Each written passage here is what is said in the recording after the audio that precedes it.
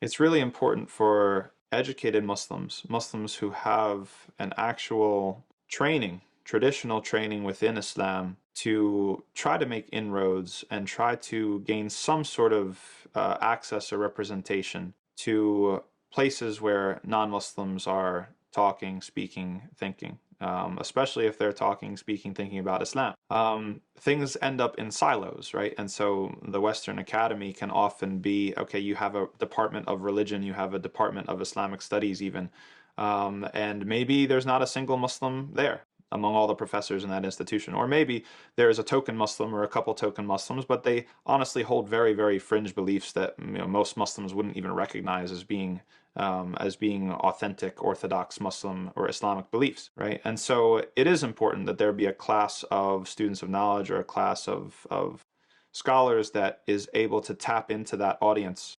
Because obviously, if somebody's going to take the trouble to attempt to study something about Islam in the first place, then you would assume that the person would be interested in actually learning about it. So for the universities, the colleges, different institutes and things like that, definitely it's a huge undertaking and a very important task that not everybody's cut out for, to meet people where they're at and try to gain access to those locations and to represent Islam in an authentic way.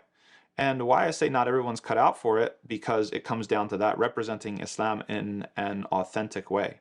Because sometimes in this world, you are tempted by proximity to power, you're tempted by fame, you're tempted by access, or even just how you look at yourself. And you will have an incentive to represent Islam in an inauthentic way, right? In a way that confirms the hopes, or allays the fears or the misgivings of a certain population. And so if your aim is to please the people and to make people just feel a certain way or accept you or fit in or something like that, then you're probably not going to be the right person for the job. You're probably not going to represent Islam very authentically or very accurately. At that same time, you can't be belligerent, right? We're not trying, Allah says in the Quran, to find a common word, right? When you're doing dawah or you're representing Islam, you want to find that commonality.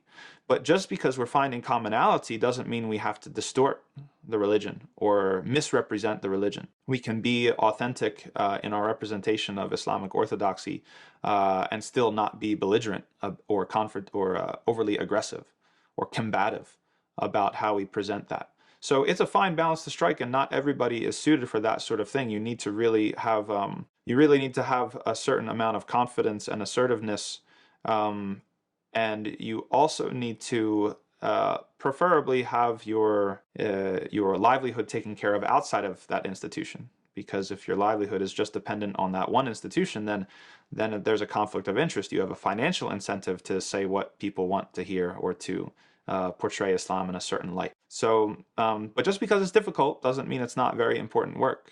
It is very important work, and rather than paint the whole Western Academy in broad strokes and with a huge brush, there's a lot of difference out there.